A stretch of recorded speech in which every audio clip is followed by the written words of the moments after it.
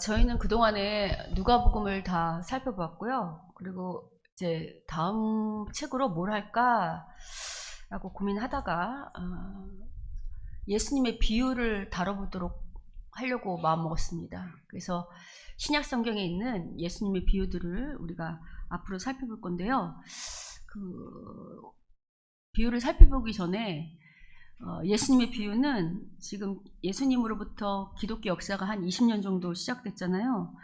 근데 가장 많이 오해받는, 그러니까 잘못 해석하고 오해받는 본문 중에 하나가 바로 비유예요. 그래서 비유를 한번 살펴보려고 하고, 특별히 이 비유는 오늘날 신천지와 같은 이단들에게 아주 좋은 먹잇감이 돼요.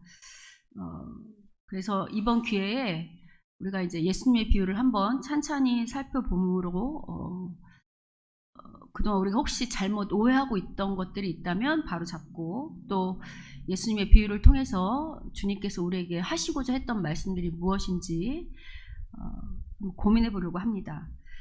오늘은 이제 비유를 다루기 전에요, 서론 시간이에요. 그러니까 오늘 이제 비유를 시작하면서 비유 본문을 하는 게 아니고 뭐를 하려고 하냐면, 앞서서 제가 비유가 신천지와 같은 이단들에게 좋은 먹잇감이 된다 그랬잖아요. 그래서 예수님의 비유가 이단들에게 어떻게 잘못 이용당하고 있는지, 그래서 우리 뭐 성도님들이 신천지에 빠질 일은 없지만 그래도 사람은 모르는 거니까 아주 살짝 예방주사 맞는다는 생각을 가지고 이단이 어떻게 잘못 해석하고 있는지를 좀 살펴보고요. 또 이단뿐만 아니라 기독교 역사 가운데도 이 비유를 상당히 많이 잘못 해석한 예들이 있거든요. 그래서 그런 것들을 좀 살펴본 다음에, 그러면 앞으로 비유를 해석할 때 어떻게 해석하는 게 바람직한가에 대해서 우리가 한번 같이 고민해보는 시간을 가지려고 합니다. 먼저 저희가 근래에 성경을 어떻게 해석하느냐가 그 사람의 삶의 목적과 방향을 결정한다 그랬죠. 삶의 실제적인 생활의 모습을 결정한다고 했잖아요. 그래서 제가 이제 계속해서 성경을 바르게 해석하는 것은 너무나도 중요하다라고 이야기했는데, 제가 성경을 바르게 해석하는 것은 중요하다는 이야기는 했지만, 그러면 성경을 해석할 때 뭐를 고려해야 되는가, 뭐를 유념해야 되는가는 제가 여러분에게 잘 설명하지 않았던 것 같아요. 제가 이 얘기를 하면 목사님 비유 얘기하신다더니 갑자기 웬 성경 해석할 때 유념할 것들이요, 이렇게 말씀하신다면, 결론은 비유도 성경 안에 들어있는 거잖아요. 그래서 그러니까 성경을 해석할 때 유념할 것들을, 이제 고려할 것들을 이제 잘 알아두면 그것을 가지고 비유를 해석할 때도 고스란히 적용할 수 있거든요. 그래서 먼저 우리가 성경을 해석할 때, 여러분도 집에서 혼자 성경 읽으시잖아요. 다 성경 읽으면서 해석하는 게 있잖아요. 그럴 때 뭐를 유념해야 될지에 대해서 먼저 한번 살펴보도록 하겠습니다. 먼저 성경을 유념할 때 우리가 살펴봐야 되는 것들을 제가 좀 정리해봤는데, 여러 가지가 있겠지만 중요한 것들을 5가지로 정리해봤어요. 보시면 첫 번째가 이제 성경의 장르가 뭐냐를 알아야 돼요. 이게 왜 중요하냐면, 여러분 성경에는 우리가 똑같은 책이라고 생각하지만 여러 가지 장르가 있어요. 역사책도 있고요, 또 시편과 같은 또 책도 있고, 또 욥기, 또 잠언 이런 같은 지혜서도 있죠. 그게 이제 시가서 안에 들지만 지혜의 책도 있고, 또 선지자들이 말하는 예언서도 있어요. 그리고 신약으로 들어오면 그 편지들이 많죠. 바울서신 13권 이상 편지들도 있고, 공동서신도 있고, 또 예수님의 말씀을 이렇게 쭉 강론처럼 그 말씀이 뭔지 하는 것도 있고, 그런 또 예수님의 역사를 담고 있는 복음서도 있고, 그리고 요한계시록이나 다니엘 같은 묵시 등이 있어요. 장르를 아는 게 왜 중요하냐면 이런 거예요. 제가 여러분한테 개그를 던졌어요. 개그를. 근데 받는 사람이 다큐로 받으면 전달하는 사람의 의도를 제대로 파악할까요? 아니면 전혀 다른 결과를 초래할까요? 그렇죠. 저는 개그를 던졌는데 여러분이 다큐로 받아들이면 제가 여러분에게 하려고 했던 의도랑 다르게 받아들인다고. 그래서 성경을 해석할 때 내가 지금 읽고 있는 이 책의 장르가 뭐냐를 아는 건 상당히 중요해요. 두 번째는 배경이에요. 그러니까 이 성경이 어느 날 하늘에서 뚝 떨어진 게 아니고 우리가 발딛고 있는 현실 가운데서 실제 역사 가운데서 이 일들이 일어난 거잖아요. 그래서 우리가 그동안의 구약이나 또 예수님의 어떤 우리 누가복음을 살펴볼 때도 당시 배경이 어땠는가, 당시 정치적, 사회적, 문화적 어떤 상황 속에서 이런 이야기들이 나왔는가를 이야기했잖아요. 그래서 역사적 배경을 아는 것도 상당히 중요해요. 세 번째는 성경의 흐름을 아는 게 되게 중요해요. 성경은 처음부터 창세기부터 계시록까지 시작과 끝이 있는 이 속에서 하나님이 계획하시고 뜻하시는 바를 향해 달려가고 있거든요. 그래서 그런 역사 가운데서 각 권의 책이 어떤 위치를 차지하고 있고 그런 흐름 속에서 뭘 말하려고 하는지를 보는 것은, 그걸 아는 건 상당히 중요해요. 그리고 각 권 책에 예를 들면 누가복음이면 누가복음, 혹은 뭐 우리가 이제 보려고 하는 뭐 앞으로 여러 이야기들도 그 각 권의, 예를 예수님의 비유를 본다고 해도 그 비유가 그 담겨있는 책 가운데서 어떤 흐름 가운데 이 얘기를 나왔는가를 아는 것도 되게 중요해요. 무슨 말인지 이해하셨죠? 네 번째는 우리가 이제 많이 오해하는 게 성경을 읽을 때 문법을 무시할 때가 되게 많아요. 여러분, 성경은 헬라어 문법을 따라, 히브리어 문법을 따라 써져 있어요. 그리고 또 번역한 것도 어떤 문법을 따라 쓰였겠죠. 예를 들어서 뭐 직유법, 은유법, 대조법, 대꾸법 뭐 이런 문법들이 있어요. 그런 것들을 무시하면 안 되거든요. 그런 것들을 사용할 때 이유가 있거든요. 그러니까 그런 것들을 좀 잘 고려하고, 그리고 무엇보다 아까 전체 흐름을 아는 것도 중요하지만 이 본문이 담겨있는 앞뒤 문맥, 이게 어떤 문맥 가운데 이 얘기가 나왔는가 하는 문맥을 따라 읽는 것도 너무 중요해요. 그리고 마지막으로 우리가 비유를 할 때, 물론 모든 것이 하나님의 말씀이라 하나님의 의도를 따라야 되겠지만, 특별히 예수님의 비유는 누구의 의도를 따라서 이 해석을 해야 되냐면, 예수님께서 이 비유를 왜 말씀하시는가에 그 의도를 잘 파악하고 의도를 따라서 해석하는 게 되게 중요해요. 그러니까 이제 이런 것들을 고려해서 여러분이 앞으로 성경, 또 우리가 이제 앞으로 살펴볼 비유도 해석할 거다라고 생각을 하면 좋겠습니다. 그러니까 이런 해석을 따라서, 이걸 이제 한 단어로 말하면 역사적, 문법적 해석을 따라 이렇게 말할 수 있거든요. 그러니까 이런 해석들을 따라서 본문이 말하고자 하는 바를 잘 깨닫고, 그리고 그 본문이 말하는 거에 영적인 교훈을 얻는 것, 이게 성경을 바르게 읽고 해석하는데 아주 중요한 방법이에요. 자, 무엇보다 이제 우리가 예수님 비유를 한다고 했으니까, 예수님의 비유는요 도덕적 윤리적 가르침이 아니에요. 제가 이제 어릴 때는 예수님의 비유를 도덕적 윤리적으로 적용하는 가르침 꽤 많이 들었었거든요. 근데 예수님은 단순히 우리에게 윤리적인 가르침을 말하려고 했던 비유가 아니고, 이제 앞으로 여러분께서 예수님의 비유를 볼 때는 뭐를 머리 위에 염두에 두냐면, 예수님의 비유는 전부 다 하나님 나라의 비유예요. 하나님 나라가 어떻게 임하며, 그 하나님 나라의 백성들은 어떤 모습이며, 어떤 자가 구원받으며, 또 어떻게 반응하지 못한 자들은 어떻게 심판받는지에 관한 전체적인, 또 어떻게 자라나는지에 대한 하나님 나라 비유라는 거를 여러분이 유념하셔야 돼요. 근데 이런 점들을 무시하고 보통 이제 그동안 어떤 오류를 범했냐면, 비유 자체를 비유가 이제 어떤 걸 빗댄 거잖아요. 그러니까 단어 하나하나를 자기의 어떤 영감에 따라, 자기의 생각에 따라 해석하는 오류를 많이 범해요. 특별히 누가 이런 일들을 많이 하냐면, 신천지와 같은 이단들이 이렇게 단어를 가지고 자의적으로 이렇게 해석하는 것들을 많이 해요. 왜 그러냐면, 왜 특별히 예수님의 비유를 가지고 그러냐면, 이게 사람들을 미혹하기 쉽기 때문이에요. 비유라는 말 자체가 그걸 그대로 말하는 게 아니라 어떤 거에서, 예를 들어서 우리 은하를 얘기할 때 은하는 천사 같아 이렇게 빗대어 말하는 거잖아요. 천사 같은 아이 이렇게 빗대어 말한다고 하면, 이게 정확하게 뭘 빗대는지를 모르면 그 빗대어 말한 단어를 가지고 얼마든지 다른 해석을 하기 쉽겠죠.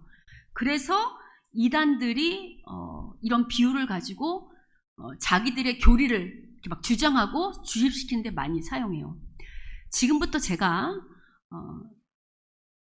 예수님의 비유 중 하나를 가지고 해석해 드릴 텐데, 여러분 한번 잘 보시고 은혜가 되는지 안 되는지 잘 보십시오. 어떤 비유를 해석하려고 하냐면 여러분이 너무도 잘 아는 마태복음 13장에 31절에 등장하는 겨자씨 비유를 한번 보려고 해요. 제가 여기 PPT에 준비해놨어요. 마태복음 13장 31절부터 32절에는 겨자씨 비유가 나와요. 자, 왼쪽에 보시면 이게 이제 왼쪽에 보이는 게 겨자씨 비유예요. 이제 또 비유를 들어 이르시되 천국은 마치 사람이 자기 밭에 같은 심은 겨자씨 하나 같다라고 하면서 이게 나중에 자란 후에서 풀보다 커서 나무에 새가 되고 공중의 새들이 와서 깃든다. 이렇게 짧은 두 비유거든요. 근데 제가 이제 이 비유를 해석해 볼 테니까 여러분 어떤지 잘 보십시오. 자, 먼저 여러분 이 천국은 마치 사람이 자기 밭에 심은 겨자씨 하나 같다고 해서 제가 씨를 어떻게 해석하려고 하냐면 씨는 누가복음 8장 11절에 보면 하나님의 말씀이라고 되어 있어요. 그러니까 씨는 뭐라고 해석할 수 있냐면 하나님의 말씀이라고 해석할 수 있겠죠. 자, 그리고 이제 밭을 해석할 건데요. 밭은 고린도전서 3장 9절을 보면 우리는 하나님의 동역자들이요 너희는 하나님의 밭이요 하나님의 집이다 라고 했으니까 밭은 우리가 모인 교회 혹은 이제 사람들이라고 말할 수 있겠죠. 그리고 이제 여기 특별히 여기 보면 나무가 된다 했잖아요. 크게 나무가 된다고 했잖아요. 근데 이게 이제 구약에 보면 이사야 55장 11절을 보면 여기 산들과 언덕들에 너희 앞에서 노래를 바르고 들의 모든 나무가 손뼉을 친다고 말해요. 나무가 손뼉을 칠 수는 없겠죠. 그러니까 나무가 상징하는 건 다른 성경을 찾아보니까 그가 기뻐하시는 나무는 유다 사람이다 이렇게 말을 하니 나무는 뭘로 말할 수 있냐면 거듭난 속사람, 하나님의 백성으로 거듭난 사람이라고 말할 수 있겠죠. 그리고 여기 새는 어떻게 해석하냐면 마태복음 3장 16절을 보니까 예수께서 세를 받으실 때 하나님의 성령이 비둘같이 임해요. 그러니까 새는 성령으로 해석할 수 있을 거예요. 그래서 이 비유를 해석하면 어떻게 해석할 수 있냐면 이렇게 할 수 있을 것 같아요. 하나님의 말씀을 거듭난 사람 속에 심었더니 그 말씀으로 거듭난 이 사람이 잘 자라나서 그 사람에게 하나님의 영이 충만하게 임한다라고 해석할 수 있겠죠. 어때요, 여러분? 은혜 되세요? 아멘이에요? 이러면 큰일 난다는 거야. 이게 누가 하는 거냐면 신천지가 이렇게 해석한다는 거예요. 여러분, 제가 앞서서 성경을 해석할 때 단어 하나에 함부로 자의적으로 해석하면 안 되고 어떤 성경을 해석할 때는 앞뒤 문맥을 따라야 된다 그랬죠. 여러분, 이렇게 성경을 대입하는 건 대입하려면 이 누가복음 8장 11절에 앞뒤 말씀이 뭔지 그 문맥과 이 문맥이 맞을 때만 대입할 수 있어요. 이건 그냥 단어에 자기가 성경이 짝이 있다고 하고 아무 성경 구절이나 단어 갖다 붙인 거잖아. 특별히 여러분, 여기서 성령이 비둘기같이 임했다는 건 성령이 새라는 거예요? 아니면 성령을 새에 빗댄 거예요? 제가 아까 은하가 천사 같다고 했을 때 은하가 천사라는 거예요? 아니면 은하의 어떤 모습이 천사 같다는 거예요? 그건 직유법이야. 얘가 천사가라는 게 아니라 어떤 모습이 천사 같다는 직유법을 쓴 거라고. 제가 아까 문법을 알아야 된다 그랬죠. 여기서 말한 건 성령이 새가 아니야. 그냥 성령의 어떤 모습이 비둘기와 같이 빗대어서 잠깐 말한 뿐인데 새라고 무조건 영이라고 해석하면 안 된다는 거예요. 그러니까 이게 단어 하나하나를 이단들은 마치 성경의 아무 구절이나 현혹시켜서 이렇게 이야기를 하거든요. 근데 이렇게 한 공식화를 만든 이유가 있어요. 지금 보면 예를 들어서 씨는 하나님의 말씀, 또 뭐 나무는 거듭난 사람, 밭은 교회, 또 새는 영, 이렇게 여기서 공식을 만든 이유가 뭐냐면 이것뿐만 아니라 다 이렇게 암호화해가지고 나중에 요한계시록을 풀려고 그러거든요. 이렇게 암호화해가지고 요 만든 공식을 가지고 요한계시록에 다 대입해서 그걸 누구로 풀어내냐면 이만희로 풀어내려고 밑작업을 하는 거라고. 근데 여러분이 큰일 났네. 제가 이런 얘기 할 때 여러분이 저거 이상한데 벌써 이래야 돼. 우리 목사님 오늘 뭘 잘못 드셨나? 이상하게 해석하네? 라고 해야 되는데 너무 쉽게 아멘 하면 안 된다는 거야. 그러니까 뭘 주의해야 되냐면 은혜가 된다고 해서 무조건 아멘하면 안 돼요. 은혜가 되는 말씀은 있지만 그 말씀이 그러한가 그러하지 아니한가를 살펴봐야 되는 거예요. 여러분, 실은 이 겨자씨 비유는 아까 말한 것처럼 어떤 사람이 거듭나서 그 사람 속에서 말씀이 뿌려져서 잘 자란다 이런 얘기를 하는 게 아니고, 이거 하나님 나라 비유라 했죠. 무슨 얘기냐면 하나님 나라는 겨자씨만한 작은 씨가 뿌려져서 지금은 미미해 보이는 것 같지만 나중에 그 씨가 큰 새들이 와서 깃드는 나무가 되는 것처럼 이 하나님 나라가 어마무시하게 확장되는 걸 얘기한다고. 이게 문맥을 따라오면 그렇다고. 전혀 다른 해석이 나오는 거 보이세요?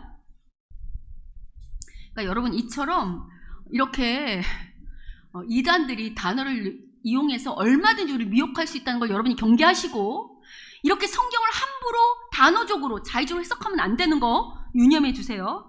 특별히 여러분, 신천지가 오늘 신천지는 성경을 전부 다 비유풀이로 해석하거든요. 이렇게 짝이 있다고 하고 전부도 비유로 풀어요. 근데 여러분, 이렇게 푸니까 신기하지? 혹하게 되죠?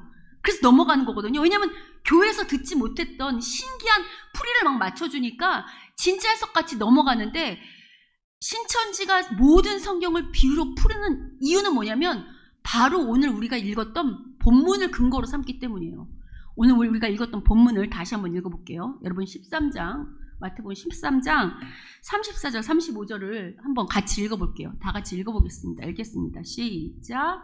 예수께서 이 모든 것을 무리에게 비유로 말씀하시고 비유가 아니면 아무것도 말씀하지 아니하셨으니 이는 선지자를 통하여 말씀하신 바 내가 입을 열어 비유로 말하고 창세부터 감추인 것들을 드러내리라 함을 이루셨습니다. 13장 34절 35절을 보면 예수님께서 뭐라고 말씀하시냐면, 예수께서 이 모든 것을 비유로 말씀하시고 비유가 아니면 아무것도 말씀하지 않았다는 거예요.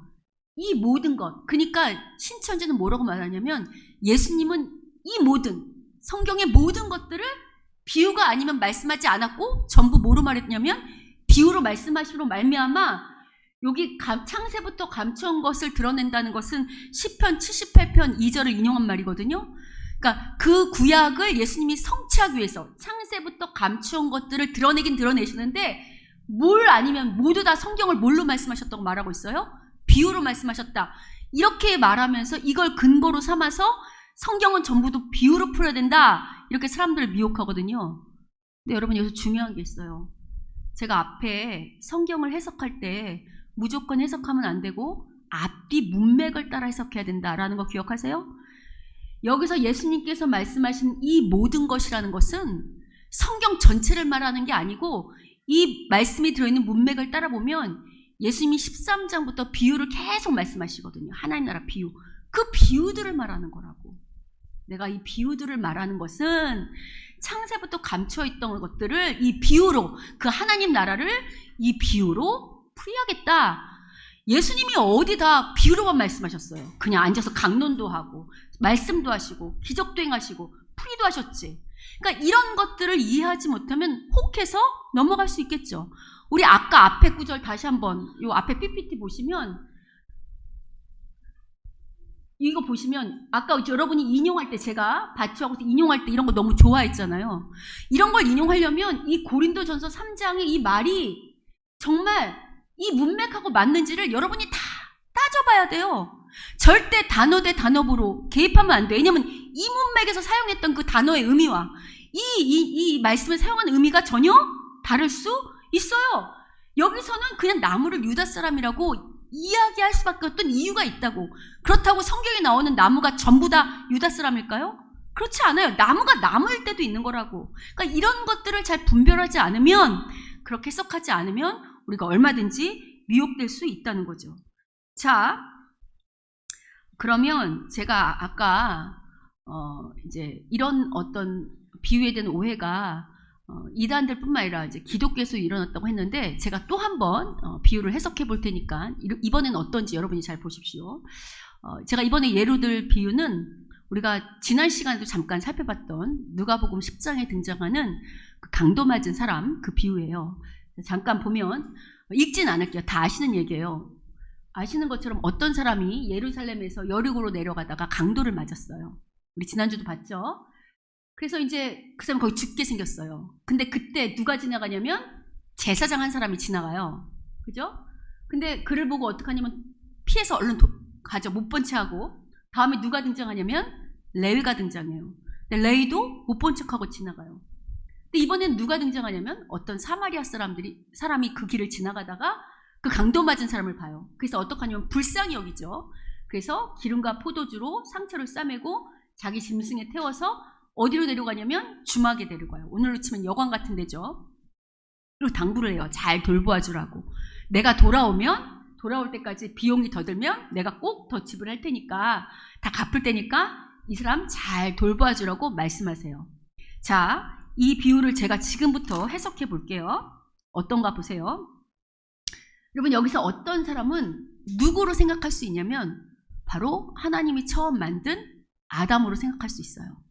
아담이 특별히 예루살렘은 이제 원래 낙원이었는데 에덴 동산이었는데 여리고는 우리가 사는 이 세상이에요. 그러니까 낙원에 살다가 이 세상에 나와서 우리가 이 세상이 죄 가운데 있잖아. 강도는 누구냐면 악한 영혼들이야. 우리도 이 땅에 타락한 악한 영혼들에게 우리가 매일 공격당하잖아요. 그래서 이 사람이 여기서 상처를 입었어요.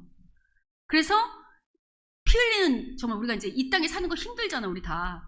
그래서 이제 공격을 당했어, 악한 영혼들한테. 그래서 이제 거의 죽게 생겼어요. 우리 다 죄인 되어서 죽게 되었잖아요. 그죠? 그럴 때 누가 지나가냐면 제사장은 구약에서 율법을 다루는 사람이니까 바로 율법을 상징해요. 그리고 레위는 이제 예언서를 상징해요. 그러니까 구약, 율법이 이 일을 지나쳤는데 이 사람을 보고 그냥 지나치는 거예요. 구원해주지 못했어요. 근데 이럴 때 누가 등장하냐면 이 어떤 사마리아 사람은 바로 누구냐면 예수 그리스도예요. 예수 그리스도께서 이 땅에 오셔서 우리를, 이 강도 맞은 우리를, 악한 죄에 타락하게 빠진 우리를 불쌍히 여기셔서 기름과 포도주는 뭐냐면 선한 소망과 그다음 위로와 격려로 우리를 이렇게 싸매주세요. 특별히 이 상처는 우리의 불순종과 죄악들이거든요. 이것들을 싸매주시고, 싸매주는 뭐냐면 죄를 억제시켜 주시는 거예요. 그리고 이 짐승은 뭐냐면 자기 몸에 태워서, 우리가 예수 그리스도의 몸을 통하여 구원받았죠. 몸에 태워서 주막에 맡기는데, 이 여관이 상징하는 건 오늘 우리 죄인들이 모여서 주님이 우리를 돌보러 맡기신 곳이 어디냐면 교회잖아요. 우리를 교회에 맡기신 거예요. 그래서 교회가 우리를 잘 돌보고 다시 오신다는 건 예수님이 다시 오실 거죠. 재림할 때까지 다시 오셔서 우리를 돌보시겠다는 거예요. 그래서 이 비유는 우리가 타락한 이 죄인들, 아무도 돌보지 않는, 구약 율법으로도 구원받지 못한 우리를 그리스도께서 이 땅에 오셔서 당신의 몸으로 우리를 구원하시고 우리를 격려하시고 위로하시고 우리를 죄를 억제하시고 교회를 통해서 우리를 맡기신 후에, 돌아오신 후에 재림하실 때 다시 우리를 잘 세우실 거라는 약속의 비유예요. 여러분 어때요? 은혜가 되세요? 말씀 자체는 은혜가 되죠. 말씀 자체는. 근데 여러분, 이 비유는 그런 말이 아니에요. 은혜는 되지. 제가 이렇게 여러분이 모를 때 제가 이거를 더 그럴싸하게 포장해서 여러분한테 잘 얘기하면 주께서 강도 맞은 정말 이 타락한 저 낙원에서 이 세상으로 내려와서 거의 죽게 된 우리를 당신의 몸을 통해 살리셨구나. 다 모른 척 하는데 너무 은혜가 되죠. 근데 여러분, 이 얘기는 은혜는 될지 모르지만 이 본문이 말하려는 바는 그런 게 아니에요. 제가 앞서서 이 성경을 잘 해석하려면 앞뒤 문맥을 고려해야 된다 그랬죠. 그리고 역사적 문법적 의도를 따라서, 특별히 예수님의 의도를 따라서 해석해야 된다 그랬죠. 그래서 일단 이 비유가 시작하는 문맥이 어떻게 시작되는지를 먼저 보려고 해요. 비유를 올바로 해석하기 위해서 먼저 이 비유가 어떤 문맥이 시작됐는지 우리가 볼게요. 누가복음 10장 25절을 보시면, 자, 요 앞에는 우리가 한번 읽어보겠습니다. 어떤 율법교사가 읽어볼게요. 시작. 어떤 율법교사가 일어나 예수를 시험하여 이르되 선생님, 내가 무엇을 하여야 영생을 얻으리이까? 예수께서 이르시되 율법에 무엇이라 기록되었으며 내가 어떻게 읽느냐 대답하여 이르되 내 마음을 다하며 목숨을 다하며 힘을 다하며 뜻을 다하여 주 너의 하나님을 사랑하고 또한 내 이웃을 내 자신같이 사랑하라 하였나이다. 비유의 시작이 뭐냐면 어떤 율법교사가 예수님을 어떻게 하고 싶어요? 시험해보고 싶어요. 알면서도 예수에 대해서 적대감을 갖고 있기 때문에 이 사람이 어떨까? 말씀에 대해서 얼마나 깊이 알고 있나를 시험해보고 싶어서 묻는 거예요. 예수님, 당신이 선지자라면서, 당신이 메시아라면서 그럼 영생을 얻으면 어떡하느냐라고 질문할 때 예수님이 오히려 다시 질문하세요. 율법에 뭐라고 나와 있냐? 답을 알아요. 율법교사가. 율법교사니까 당연히 말씀을 잘 알겠지. 그래서 이렇게 말해요. 영생을 얻는다는 건 하나님을 사랑하고 내 이웃을 내 몸같이 사랑하는 겁니다 라고 대답을 해요. 그러니까 예수님이 뭐라고 하시냐면, 그래, 네가 답을 참 잘했다. 이렇게 행하라. 그게 영생을 얻는 길이다 라고 말을 해요. 그렇게 행하라. 하나님을 사랑하고 내 이웃을 내 몸같이 사랑해라. 그게 바로 영생이다 하고 말하니, 그러면 살겠다고 하니까 이 율법교사가 어떡하냐면, 여기서 옳게 보인다는 건 자기를 좀 돋보이고 싶은 거예요. 자기를 좀 특출나게 보이고 싶어서 다시 한번 물어요. 그럼 예수님, 그럼 내가 사랑할 이웃은 누굽니까? 내가 어떤 사람을 사랑해야 되겠습니까? 이웃이 누굽니까? 라고 질문할 때 그 질문에 답하시기 위해 시작한 비유가 우리가 아까 봤던 강도 맞은 비유예요. 그러니까 이 비유는 우리가 일단 시작부터 이게 이 말씀을 하신 게 이웃 사랑에 관한, 하나님 사랑, 이웃 사랑에 관한 비유겠구나라는 감이 오시죠? 그리고 나서 이 비유를 끝나는 뒤 문맥은 어떻게 되냐면 10장 35절 37절을 같이 읽어볼게요. 자, 어디부터 있냐면 비유가 끝나고 나서 그 이튿날 하고 비유가 갚으리라 하고서 끝났죠. 그리고 예수님이 그 사람한테 물어요. 자, 내 생각부터 읽어볼게요. 시작. 내 생각에는 이 세 사람 중에 누가 강도 만난 자의 이웃이 되겠느냐? 이르되 자비를 베푼 자니이다. 예수께서 이르시되 가서 너도 이와 같이 하라 하시니라. 지금 비유를 쭉 말하고 율법 교사한테 뭘 질문하냐면, 이 세 사람이라는 건 아까 말한 제사장, 레위인, 그 다음에 어떤 사마리아인 세 사람 말하잖아요. 이 사람들을 말하면서 누가 강도 맞는 자 이웃이겠니 하고 물어요. 그러니까 이 비유는 역시 뭘 말하냐면 이웃에 대한 비유라는 걸 감을 잡을 수 있겠죠. 그래서 우리가 많이 했잖아요. 강도 맞은 비유가 어떤 의미냐면 어떤 사람이 강도 맞았는데, 원래 하나님을 사랑하고 이웃 사랑에 누구보다 앞장서야 하는 것은 제사장이나 레위지, 맞죠? 그들이 누구보다 하나님 말씀을 잘 아니까. 근데 누구보다 하나님 말씀을 잘 아는 그 사람은 어떻겠죠? 모른 척 가버렸어요. 근데 사마리아 사람은, 제가 거듭 말씀드리지만 유대인 당시에 사마리아 사람은 이방인의 개라고 할 만큼 구원의 대상이 아니었다고. 자기들이 볼 때는 저 사람들은 이방 민족에 속하는, 이 얘기도 여러 번 했는데 아수르 때, 북이스라엘 때 멸망해서, 사마리아가 윗지방이라 했잖아요. 먼저 멸망해서 아수르가 혼혈 정책을 통해서 피를 섞어놨기 때문에 예수님 당시 유대인들이 볼 때 사마리아 사람들은 더 이상 유대인들이 아니라고 그랬잖아요. 피가 많이 섞인 혼혈인으로 생각했다 그랬잖아요. 그래서 저들이 부정하다, 이방인처럼 부정하다고 멸시했다고 그랬잖아요. 근데 예수님은 오히려 그들이 구원의 대상이 아니라고 생각했던 사마리아 사람이 누구보다도 하나님 말씀대로 이웃을 사랑하는 걸 실천하는 걸 보면서 그 율법교사에게 찔리도록 묻잖아요. 너도 율법교사인데 오히려 이 세 사람 중에 누가 가장 하나님 말씀을 잘 실천한 강도 맞은 사람이 이웃이 되겠느냐라고 물으니 율법교사가 어쩔 수 없이 뭐라고 대답하냐면 자비를 베푼 자입니다. 그럼 누구래요? 사마리아 사람이다 이렇게 말하죠. 그 예수님 가서 뭐라고 말해요? 가서 너도 이와 같이 하라. 이거 무슨 얘기냐? 네가 누가 내 이웃이 될 거냐고 그렇게 묻지 말고 너도 가서 먼저 네가 돌봐줘야 되는, 강도 맞은 것 같고 상처받은 것 같고 부정과 같고 죽어가는 사람을 먼저 이웃이 되어주라고, 왜 그 질문에 한층 높은 답을 해주시는 거라고.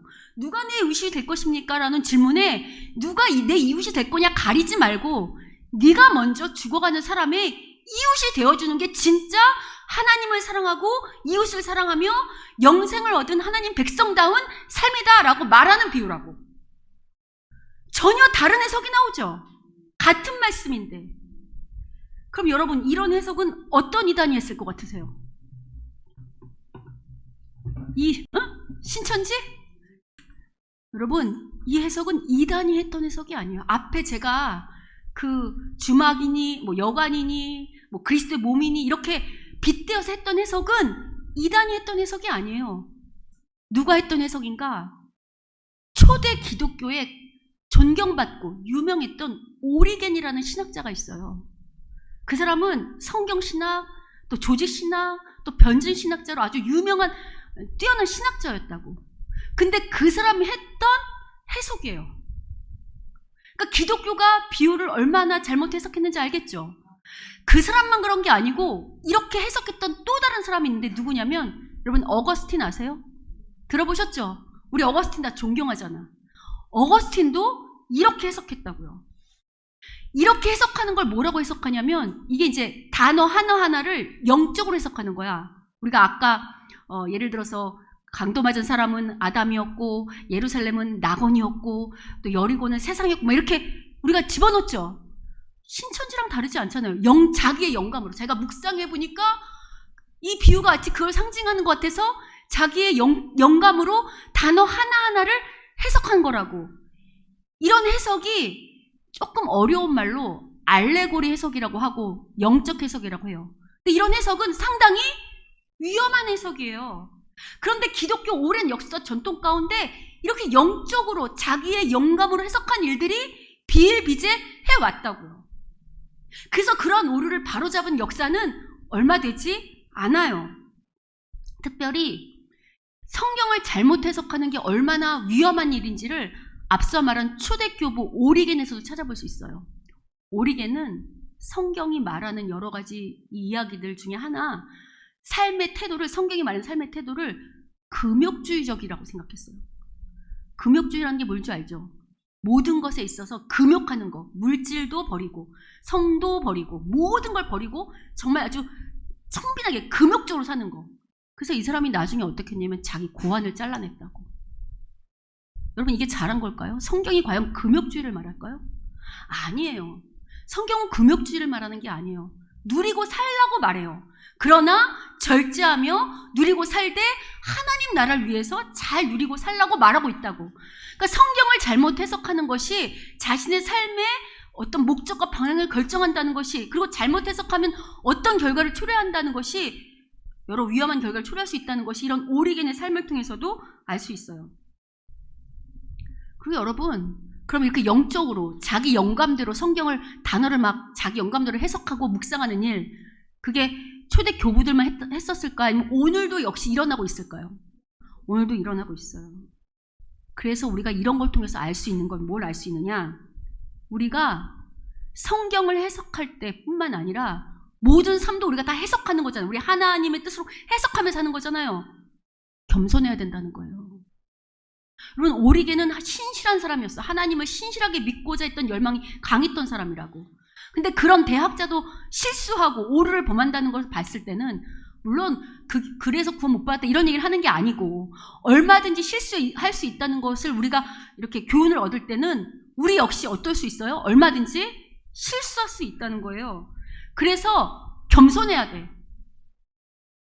무엇보다 여러분, 예수님께서 이 하나님 나라를 비유로 말씀하신 것은, 신천지는 그게 마치 제자들과 외인들을 가르기 위해서, 그래서 세상 사람들은 모르고 신천지인 자기들만 알게 하기 위해서 말했다고 하거든요. 물론 말씀에 제자들과 외인들을 나누어서 예수님께서 이 비유로 말씀하는 건 제자들만 깨닫게 하기 위함이라는 말씀이 있긴 있어요. 그러나 궁극적으로 예수님께서 하나님 나라를 비유로 말씀하시는 것은 하나님 나라 비밀을 감추려고 했던 게 아니고, 이 비유를 통해서 제자들에게 더욱더 분명하게, 더 확실하게, 더욱더 굳건하게 하나님 나라 비밀을 깨달음으로 말미암아 이 하나님 나라를 확장해 가도록 하는 게 비유의 궁극적 목적이라고요. 다시, 비유를 말씀하시는 궁극적 목적이 뭐라고요? 하나님 나라 비밀을 더 잘 깨달아 하나님 나라를 더 굳건하게 세우는 제자들로 세우기 위해서 비유를 말씀하셨다고요. 그렇다고 한다면 이런 맥락에서 앞으로 우리가 성경을 배우고 비유를 배우는 목적이 뭐냐면, 이렇게 비유를 잘 배우고 또 우리가 그런 것들을 잘 적용하는 목적이, 궁극적 목적이 어디로 향해야 될까요? 우리를 잘 세우고 하나님 나라를 잘 세운 대로 나아가야 된다는 거예요. 하나님 나라를 세운다고 그럴 때 교회를 세우는 거잖아요. 그죠? 교회를, 우리 교회만 세우는 게 아니라 열방에 있는 모든 교회들을. 그럼 여러분, 결론은 교회를 세운다, 하나님 나라를 세운다, 이런 말들은 다 사람을 세운다는 말이라고 그랬잖아요. 그럼 우리가 하나님, 사람을 잘 세우고 교회를 세운 일을 잘 하기 위해서는 우리에게 어떤 지혜가 필요하냐면 어떤 사람 또 어떤 사건에 대해서 잘 분별하고 그 상황들을 판단할 수 있는 그런 영적인 지혜와 지식들이 필요하겠죠. 여기서 이제 뭐가 어떤 거에서 오늘 말씀에 적용할 수 있냐면, 그래서 우리가 너무 쉽게 함부로 어떤 사람이나 어떤 상황을 쉽게 판단하면 안 된다는 거예요. 제가 아까 이 비유, 성경을 해석하기 위해서도 전체 문맥을 따라서 또 흐름을 따라서 또 그 처한 상황이 어떤지 배경을 다 알아야 된다 그랬죠. 그러니까 어떤 사람이나 상황을 판단하고 분별할 때도 똑같다는 거예요. 그거를 제가 오늘 설교를 하는 예로도 들 수 있어요. 여러분, 만약에 지금 저희가 이 설교를 영상으로 찍고 있거든요. 그래서 나중에 유튜브에 올라가잖아요. 근데 이 설교 영상을 처음부터 끝까지 다 안 보고 중간에 제가 신천지처럼 해석하는 그 부분, 혹은 아까 강도 맞은 비유를 초대교부 오리겐이 잘못 해석했던 그 부분만 누가 봤다고 쳐요. 그 부분만. 그럼 그 부분만 본 사람은 저를 어떻게 평가할까요? 저 목사님, 이당 목사님 같네? 저 목사님 성경에서 정말 이상하네? 라고 생각하겠죠. 그러나 처음부터 끝까지 전체를 다 본 사람은 저를 어떻게 평가할까요? 아, 저 목사님이 그런 오류에 빠지지 말라고 성경을 바르게 해석하려고 애쓰고 그렇게 가르치려고 노력하는 목사님이구나 라고 전혀 다른 평가가 나타나겠죠. 이처럼 여러분, 성경뿐만 아니라 우리가 어떤 사람, 또 어떤 사건, 어떤 상황들을 판단할 때도 우린 너무나도 쉽게 눈에 보이는 그 순간의 모습으로 판단하고 결정하는데 그러지 말아야 한다는 걸 알 수 있어요. 어차피 우리가 성경을 해석하는 목적, 비유를 해석하는 목적이 삶을 해석하려는 거잖아. 삶을 어떻게 살아갈 것인가, 어떤 문제를 어떻게, 그때 난 어떻게 선택하고 어떻게 나아갈 것인가, 내가 저 사람과 어떻게 대할 것인가, 저 사람과 관계를 해야 될 것인가 말아야 할 것인가, 이런 것들을 판단하기 위해서잖아요. 근데 그런 것들을 판단할 때 너무 쉽게 하면 안 된다고 오늘 본문이 말하고 있는 거예요. 그래서 여러분, 겸손해야 돼요. 물론 우리가 오래 신앙생활 하다 보면 하나님을 더 뜻을 깊이 더 알게 되고 또 여러 가지를 깊이 알 수 있는 안목이 생길 수도 있어요. 근데 여러분, 우리가 죽을 때까지 하나님을 알아간다 한들 어떤 사람은 하나님과 우리를 사람과 바퀴벌레 수준으로 쉽게 이해를 드는 사람도 있는데, 여러분, 바퀴벌레가 아무리 똑똑하고 잘났다 한들 사람을 이해할 수 있을까요? 그걸 명심하세요. 우리가 아무리 죽을 때까지 하나님을 알아가는 몸부림을 친다 한들 우리가 감히 어떻게 하나님을 전부 다 알 수 있겠어요. 그래서 겸손해야 돼요. 그래서 항상 어떤 것들을 판단하고 분별할 때는 여지를 남겨놔야 돼. 이게 혹시 틀릴 수도 있다. 내가 지금 생각하고 있는 것이 전부 하나님 생각이 아닐 수도 있다라는 여지를 남겨놔야 그 여지 가운데 하나님이 일하실 수 있는 틈이 있죠.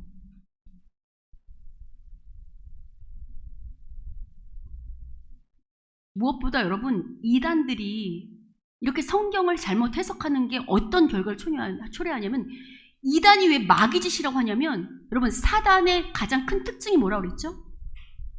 사단의 특징이 뭐라고 그랬어요? 분열이 뭐예요? 깨는 거야, 깨는 거. 이단은 사람들을 미혹해서 하나님과 사람과의 관계를 깨고, 사람과 사람과의 관계를 깨고, 잘 보세요. 이단에 빠진 사람들 가족들하고 다 깨지잖아요. 관계를 다 깬다고. 이게 바로 사단 짓이라고요. 그럼 여러분, 앞서서 예수님이 비유로 하나님 나라를 비유로 말씀하신 궁극적인 목적은 뭐라고 그랬죠? 깨는 거라고 했어요? 아니면 세우는 거라고 했어요? 세우기 위함이라고 했어요.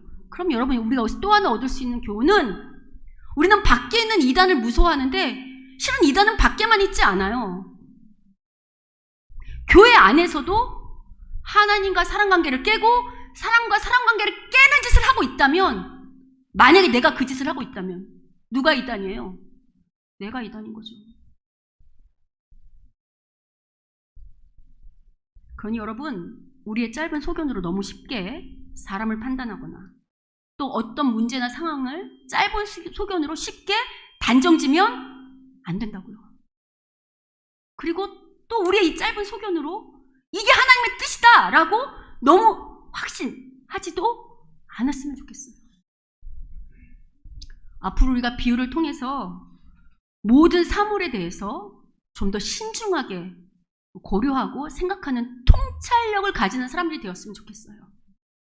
그래서 제가 비유를 선택한 이 목적은 이런 것들을 통해서 우리의 눈이, 영적인 눈이 더 밝아져서 하나님 나라를 세우는데 먼저는 내가 뭐가 부족한지, 어디가 연약한지를 발견하고 또 더 열심을 내야 되는 것은 무엇인지도 깨닫는 그런 시간이 되었으면 좋겠습니다. 아울러 비유가 끝나갈 때쯤, 우리가 이런 노력들을 해서 비유가 끝나갈 때쯤은 지금보다 훨씬 다듬어진 모습으로 정말 주님의 진정한 제자들이 되어서 말씀하신 그 목적대로 하나님 나라와 교회를 더 굳건히 세워가는 우리 모두가 되시기를 주님의 이름으로 축원합니다. 아멘.